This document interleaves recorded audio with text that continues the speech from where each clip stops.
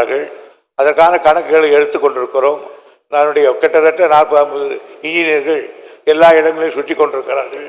மாண்பு உறுப்பினருடைய சொன்ன அந்த கோரிக்கையும் அது தேவை உடனடியாக செய்ய வேண்டியதென்றால் அந்த திட்டத்தையும் அதை அரசாங்கம் கவனிக்கும். மாண்பு உறுப்பினர் ரவி. நம்முடைய அமைச்சருக்கு தெரியும், சொந்த மாவட்டம். அந்த கால்வாய் என்னுடைய தொகுதியில் ஒரு 22 கிலோமீட்டர் செல்லுகின்றது.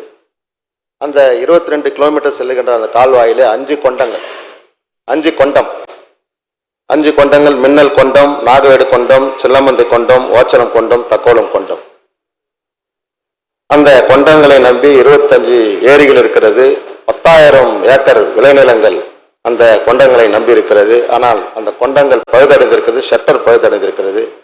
அந்த கால்வாயில் எல்லாம் முள் போதர்கள் இருப்பதால் இன்றைக்கு 10 நாட்களாக தண்ணி போகுது. அந்த 25 ஏரிகளுக்கும் நீர் போகவில்லை. உடனடியாக அந்த போர்க்கால அடிப்படையிலே நீங்கள் அந்த கொண்டங்களை சீர் செய்து அந்த முள்புதிரையெல்லாம் அகற்றினால் அந்த 25 ஏரிகளுக்கு தண்ணி போகும். இன்னும் 2-3 நாளுக்கு தான் தண்ணி போகும் பொழுது அதுக்குள்ளே நீங்கள் சீரமைச்சு கொடுத்தாதான் அந்த 25 ஏரிகள் நிரம்பும். அந்த 10,000 ஏக்கரில் இருக்கக்கூடிய அந்த விளைநிலங்களை நம்பி இருக்கக்கூடிய அந்த விவசாயிகள் காப்பாற்றப்படுவார்கள். ஆகவே சொந்த மாவட்டம், அமைச்சருடைய சொந்த மாவட்டம், அது உடனடியாக போர்க்கால அடிப்படையில் நீங்கள் பழுது பார்த்து தர வேண்டும் என்று கேட்டுக்கொள்கிறேன். மாண்புமிகு அமைச்சர். போர்க்கால நடவடிக்கைகள் மின்னல் நடவடிக்கை எடுக்கப்படும்.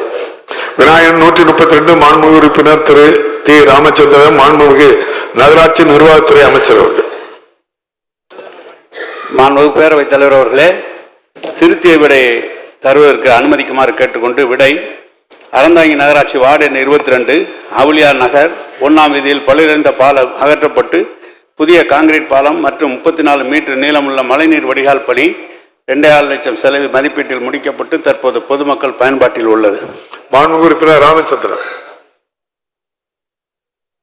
மாண்புமிகு பேரவைத் தலைவர் அவர்களே, செங்கல் புயலால் பாதிக்கப்பட்ட மக்களுக்கு விரைந்து சென்று உரிய பாதுகாப்பும் நிவாரணப் பணிகளும் சிறப்பாக மேற்கொண்ட மாண்புமிகு முதலமைச்சர், துணை முதலமைச்சர், ஏனைய அமைச்சர் பெருமக்கள், அரசு அதிகாரிகள், ஊழியர் அனைவருக்கும் என் சார்பும் காங்கிரஸ் கட்சியின் சார்பிலும் பாராட்டுகளும் நன்றியும் முதற்கண் தெரிவித்துக் கொள்கிறேன்.